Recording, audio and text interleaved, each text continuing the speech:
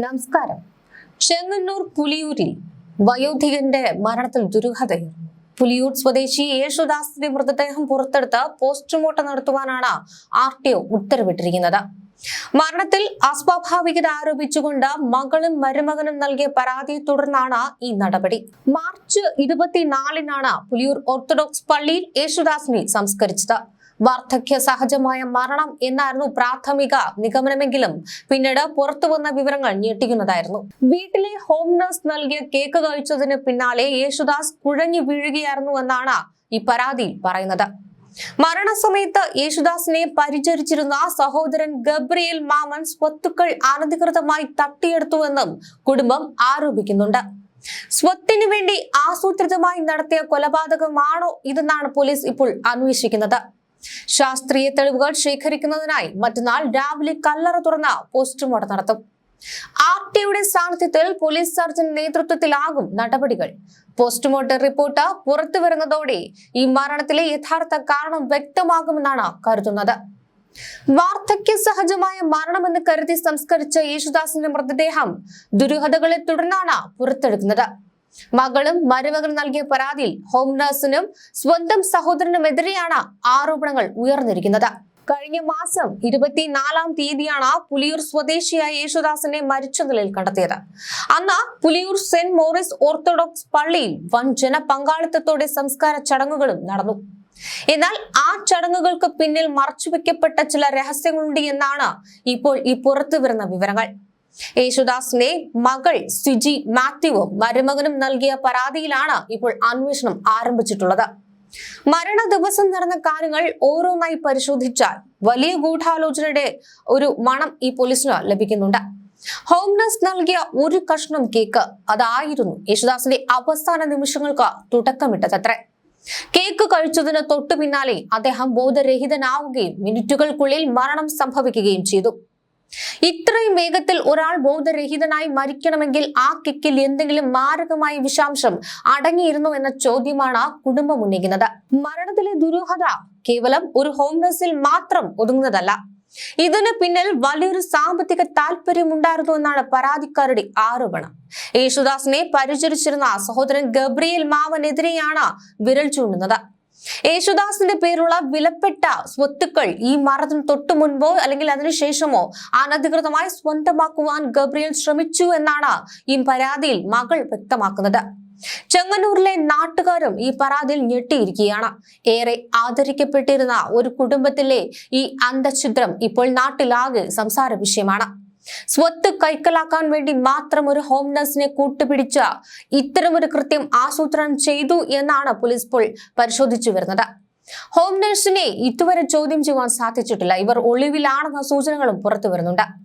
മരണത്തിന് ഒരു മാസത്തിന് ശേഷമാണ് പരാതി നൽകപ്പെട്ടതെങ്കിലും ഇതിന്റെ ഗൗരവം കണക്കിലെടുത്ത ചെങ്ങന്നൂർ RTO കോടതി മൃതദേഹം പുറത്തെടുക്കുവാൻ ഉത്തരവിടുകയായിരുന്നു. ഇത് വെറുമൊരു നടപടിക്രമമല്ല, മറിച്ച് സത്യം പുറത്തു കൊണ്ടുവരുവാനുള്ള അവസാന വഴിയാണ്. മറ്റന്നാൾ, അതായത് ബുധനാഴ്ച രാവിലെ 10 മണിയോടെ പുലിയൂർ ഓർത്തഡോക്സ് പള്ളിയിലെ കല്ലറ തുറക്കും. ജില്ലാ പോലീസ് സർജന്റെയും ഫോറൻസിക് വിദഗ്ധരുടെയും നേരിട്ടുള്ള മേൽനോട്ടത്തിലാകും പരിശോധനകൾ. മൃതദേഹം ദ്രവിച്ചു തുടങ്ങിയിട്ടുണ്ടാകാമെങ്കിലും ആന്തരിക അവയവങ്ങളിലെ വിഷാംശത്തിന്റെ സാന്നിധ്യം കണ്ടെത്തുവാൻ ആധുനിക ലാബ് പരിശോധനകൾക്ക് സാധിക്കും. അന്ന് പള്ളി പരിസരത്ത് കർശനമായ പോലീസ് സുരക്ഷ ഏർപ്പെടുത്തുവാനാണ് തീരുമാനം. യേശുദാസിന്റെ മരണം സ്വാഭാവികമാണോ അതോ ഒരു പകൽ വെളിച്ചത്തിൽ നടന്ന നിശബ്ദ കൊലപാതകമാണോ? ഈ ചോദ്യങ്ങൾക്കുള്ള ഉത്തരം പോസ്റ്റ്മോർട്ടം റിപ്പോർട്ടിൽ ഒളിഞ്ഞിരിപ്പുണ്ട്. ഗബ്രിയേൽ മാമന്റെ സാമ്പത്തിക ഇടപാടുകളും ഹോം നഴ്സിന്റെ പശ്ചാത്തലവും പോലീസ് സൈബർ സെൽ മുഖേന പരിശോധിച്ചു വരികയാണ്. ഈ കേസിൽ പോലീസിന്റെ പ്രാഥമിക അന്വേഷണം ഇപ്പോൾ ഹോം നഴ്സിലേക്കും സഹോദരനിലേക്കും കേന്ദ്രീകരിച്ചു. യേശുദാസ് മരിച്ച ദിവസം വീട്ടിലുണ്ടായിരുന്നവരുടെ മൊഴികളിൽ വലിയ വൈരുദ്ധ്യമുള്ളതായി പോലീസ് കണ്ടെത്തിയിട്ടുണ്ട്. സാധാരണഗതിയിൽ വയോധികർ മരിക്കുമ്പോൾ പാലിക്കേണ്ട നടപടിക്രമങ്ങൾ ഒന്നും തന്നെ ഇവിടെ പാലിക്കപ്പെട്ടിട്ടില്ല. മരണവിവരം ബന്ധുക്കളെ അറിയിക്കുന്നതിലും സംസ്കാരം ധൃതിയിൽ നടത്തുന്നതിലും ഗൂഢാലോചന നടന്നോ എന്നാണ് സ്പെഷ്യൽ ബ്രാഞ്ച് പരിശോധിക്കുന്നത്. ചെങ്ങന്നൂർ DYSP ഓഫീസിൽ നിന്ന് ലഭിക്കുന്ന വിവരങ്ങൾ പ്രകാരം യേശുദാസിന്റെ ബാങ്ക് അക്കൗണ്ടുകളിൽ നിന്ന് ഈ മരണത്തിന് തൊട്ടു മുൻപുള്ള ദിവസങ്ങളിൽ വലിയ തുകകൾ മാറ്റപ്പെട്ടതായി സൂചനയുണ്ട്. ഇത് സഹോദരൻ ഗബ്രിയേൽ മാമന്റെ അറിവോടെയാണോ എന്നത് പരിശോധിക്കപ്പെടണം. കൂടാതെ ഹോം നഴ്സ് നൽകിയ കേക്കിന്റെ ഉറവിടം കണ്ടെത്തുവാനും പോലീസ് ശ്രമിക്കുന്നുണ്ട്. എന്തിനാണ് ഒരു മൃതദേഹം പുറത്തെടുത്ത് പോസ്റ്റ്മോർട്ടം നടത്തുന്നത്? നിയമപരമായി ഇതിന് എത്രത്തോളം പ്രസക്തിയുണ്ട്? ഈ ഒരു ചോദ്യമൊക്കെ നിഴലിക്കുന്നുണ്ട്.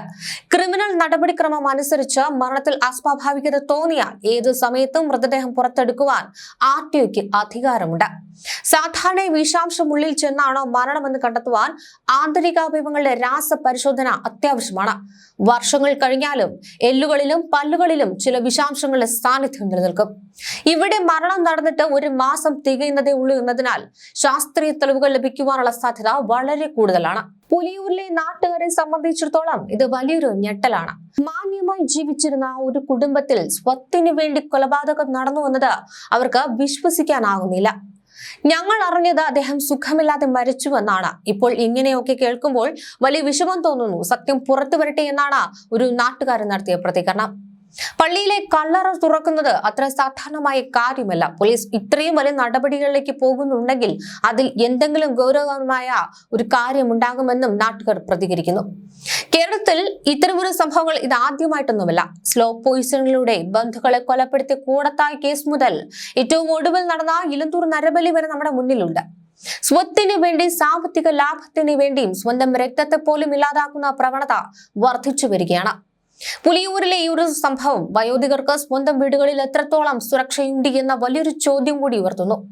മറ്റന്നാൾ രാവിലെ 9 മണിയോടെ റവന്യൂ ഉദ്യോഗസ്ഥരും ഫോറൻസിക് സർജന്മാരും പള്ളിയിലെത്തും. കല്ലറ തുറക്കുന്ന ദൃശ്യങ്ങൾ പകർത്തുന്നതിന് കർശന നിയന്ത്രണം ഉണ്ടാകും. തുടർന്ന് മൃതദേഹത്തിന്റെ ഭാഗങ്ങൾ ശേഖരിച്ച് തിരുവനന്തപുരം റീജിയണൽ ഫോറൻസിക് ലാബിലേക്ക് അയക്കും. ഇതിന്റെ ഫലം വരുന്നതുവരെ ചെങ്ങന്നൂർ പോലീസ് ഈ കേസിൽ അതീവ ജാഗ്രതയിലാണ്. ഈ ഭക്ഷണത്തിലൂടെ വിഷമുള്ളിൽ ചെന്നാൽ ശരീരം എങ്ങനെയായിരിക്കാം പ്രതികരിക്കുക? കാരണം മൃതദേഹം സംസ്കരിച്ച് 1 മാസത്തിനു ശേഷവും വിഷാംശം കണ്ടെത്താൻ കഴിയുമോ എന്നുള്ള ചോദ്യം പ്രസക്തമാണ്. പ്രമുഖ ഫോറൻസിക് വിദഗ്ധർ പറയുന്നത് ഇങ്ങനെയാണ്: ചില രാസവസ്തുക്കൾ ആന്തരികാവയവങ്ങളിൽ മാസങ്ങളോളം മാറ്റമില്ലാതെ നിലനിൽക്കും. പ്രത്യേകിച്ച് കരൾ, വൃക്ക എന്നിവയുടെ ഭാഗങ്ങൾ പരിശോധിക്കുന്നതിലൂടെ മരണകാരണം വ്യക്തമായി വേർതിരിച്ചറിയുവാൻ സാധിക്കും. കേക്ക് പോലുള്ള മധുര പലഹാരങ്ങളിൽ വിഷം കലർത്തുന്നത് രുചി തിരിച്ചറിയാതിരിക്കാനാണോ എന്ന സംശയം ബലപ്പെടുന്നു. യേശുദാസിന്റെ മകൾ സുജിയും മരുമകനും വിദേശത്തായിരുന്ന സമയത്താണ് ഈ മരണം നടക്കുന്നത്. നാട്ടിലെത്തിയ ശേഷമാണ് പിതാവിന്റെ സ്വത്തുക്കളിൽ വന്ന മാറ്റങ്ങളെ കുറിച്ച് ഇവർ അറിയുന്നത്.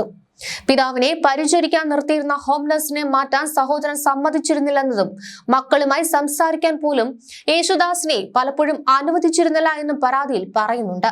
സ്നേഹനിധിയായ ഒരു പിതാവിനെ നേരിട്ട ഈ ദുർഗതിയിൽ നീതി വേണമെന്ന ഉറച്ച നിലപാടിലാണ് മക്കൾ. ഈ സംഭവം വിരൽ ചൂടുന്നത് കേരളത്തിലെ ഹോം നഴ്സിംഗ് മേഖലയിലെ സുരക്ഷാ വീഴ്ചകളിലേക്കാണ്. വയോധികരെ പരിചരിക്കുവാൻ ഏൽപ്പിക്കുന്ന വ്യക്തികളുടെ പശ്ചാത്തലം എത്രത്തോളം കൃത്യമായി പരിശോധിക്കപ്പെടുന്നുണ്ട്.